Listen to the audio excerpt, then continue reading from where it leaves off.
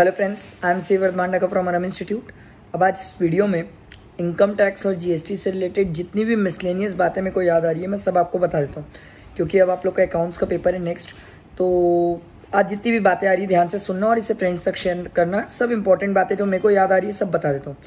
पहली चीज़, जीएसटी में एक चीज़ का ध्यान रखना कि अगर sir interest on delayed payment, GST की बात कर रहा हूँ फिर इनकम टैक्स की भी बात करूँगा।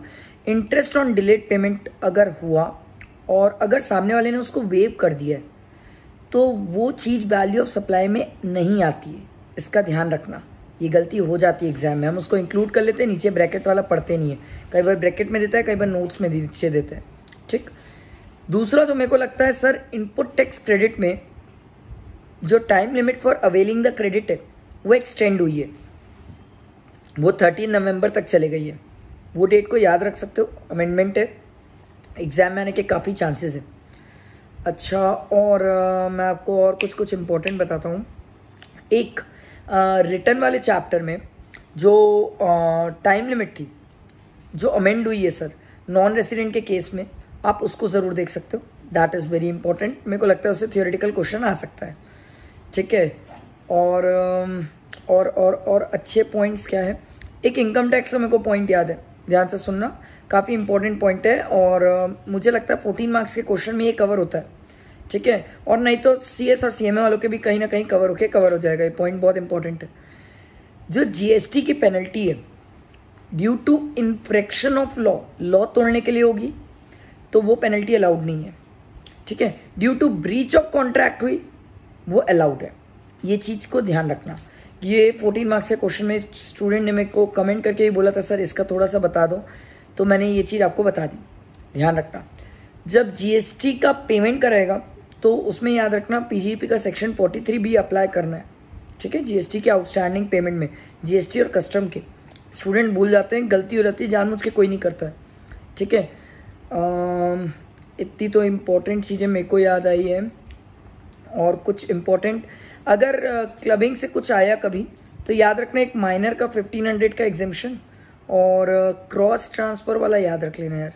कभी कभी क्रॉस ट्रांसफ़र का थियोरेटिकल क्वेश्चन आ जाता है।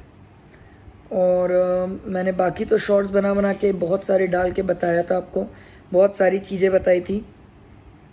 ठीक है। और कुछ खास इम्पोर्टेंट मेरे को लग रहा है, हाँ, इनकम टैक्स में रिटर्न वाले चैप्टर में अमेंडमेंट आया सर, सेक्शन 139 सब सेक्शन 1 में।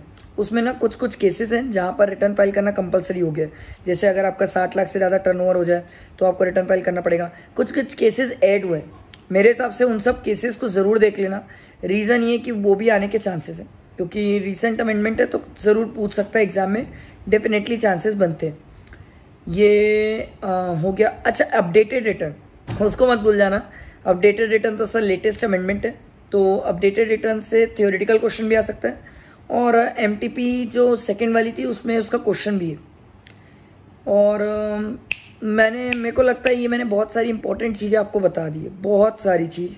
इनकेस अगर मुझे कुछ याद आया तो कल शॉर्ट बना के बता दूंगा, बट मेजॉरिटी चीज़ें मैंने बता दी जो मुझे लगी बहुत इंपॉर्टेंट है, काम की। एक क्लास जाते जाते मैं आपको ये बता रहा हूँ, मैंने एग्जाम के 1 डे बिफोर की स्ट्रैटेजी और इनकम टैक्स और जीएसटी की स्ट्रैटेजी की वीडियो पहले ही डाल के रखी है। मेरी आपसे एक रिक्वेस्ट है, आप उन तीनों वीडियोस को ज़रूर देख लेना। That is very helpful. वो आपको इनकम टैक्स और जीएसटी के लिए तैयार करेंगे कि कैसे आपको मतलब एग्ज़ाम में पेपर देना है, क्या स्ट्रैटेजी होनी चाहिए, क्या टेक्निक होनी चाहिए, वो बहुत हेल्प करेगी।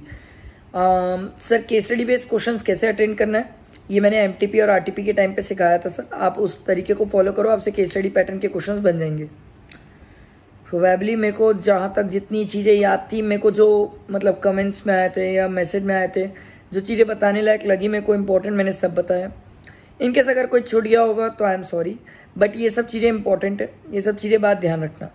बाकी एक जाते जाते लास्ट कि इनकम टैक्स के पेपर, जैसे कॉस्ट का पेपर दे के आओगे, उसके बाद इनकम टैक्स का पेपर जब तक आप लोग का हो नहीं जाता तब तक आप लोग के लिए मैं अवेलेबल रहूँगा। चाहे कोई डाउट्स हो, क्वेरीज हो या कोई भी चीज़ हो, तो उन सब चीज़ों के लिए मैं अवेलेबल रहूँगा। तो कोई टेंशन वाली बात नहीं रहेगी। काम को रिलैक्स रहना है, आराम से बैठ के पढ़ना है। आपने जिनसे भी क्लासेस ली हो, इट डजेंट मैटर, आखिरी के 2 दिन मैं आपके साथ रहूँगा, आपकी चीज़ें क्लियर करूँगा और हेल्प करूँगा। तो अगर इनकेस अगर किसी को अभी भी पढ़ते टाइम कोई डाउट्स वगैरह है तो वो टेलीग्राम में पिन करके पूछ सकता है मेरे को, मैं वहाँ पर रिप्लाई कर दूंगा। मैंने टोटल इनकम के क्वेश्चंस की वीडियो डाल दिया आज, that is too very important. आप उसको एक बार देख सकते हैं, कहीं ना कहीं वो एग्ज़ाम में बहुत हेल्प करेगी, क्योंकि क्वेश्चन उसी टाइप के आते हैं। मैं तो अपने स्टूडेंट्स को बनवाता हूँ, वो बहुत हेल्पफुल होता है, तो मैंने वही वीडियोस डाल दी है, आप उसको देख सकते हैं। बाकी तो यार आपको और कुछ लगे तो मुझसे बिंदास बोल सकते हो, कमेंट करके पूछ सकते हो। मुझसे जो हेल्प हो पाएगी मैं ज़रूर आप लोग की हेल्प कर दूंगा, ठीक है। बट आई थिंक ये वीडियो बहुत काम की है, इम्पॉर्टेंट है, फ्रेंड्स तक शेयर करना बहुत काम की है, ठीक है। चलो, थैंक यू फ्रेंड्स।